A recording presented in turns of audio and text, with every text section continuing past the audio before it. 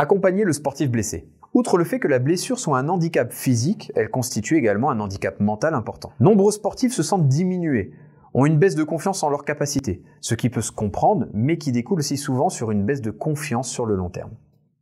La blessure est bien souvent liée à l'activité physique, notamment en compétition. Même si vous élaborez toutes les stratégies prophylactiques adéquates, le sportif en période de compétition surfe sur ses limites en permanence.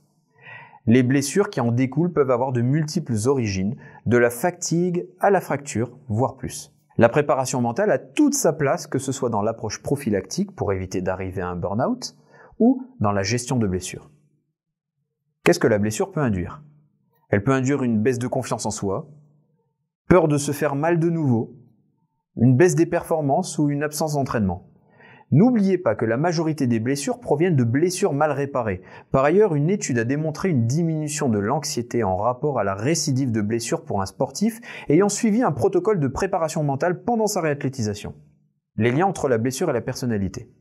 Il a été mis en évidence une corrélation entre les blessures sportives et le stress.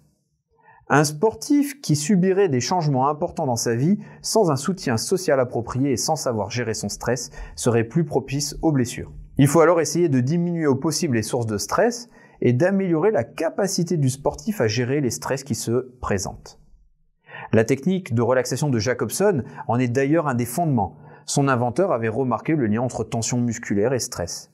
C'est ainsi que la relaxation de Jacobson agit sur une période de contraction pendant une phase d'apnée et un relâchement musculaire et mental. Ces stress peuvent survenir de manière violente.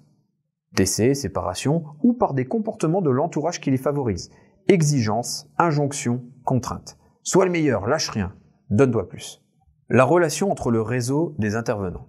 Travailler conjointement avec l'entraîneur, le préparateur physique, le kiné, le médecin du staff. C'est ce travail conjoint au sein d'une équipe qui permet aux sportifs d'être bien pris en charge, de se sentir compris et épaulés. Mais nous ne sommes pas dupes. Bien souvent, vous qui êtes derrière votre écran, vous avez la multiple casquette. Vous êtes peut-être coach, préparateur physique et mental en même temps.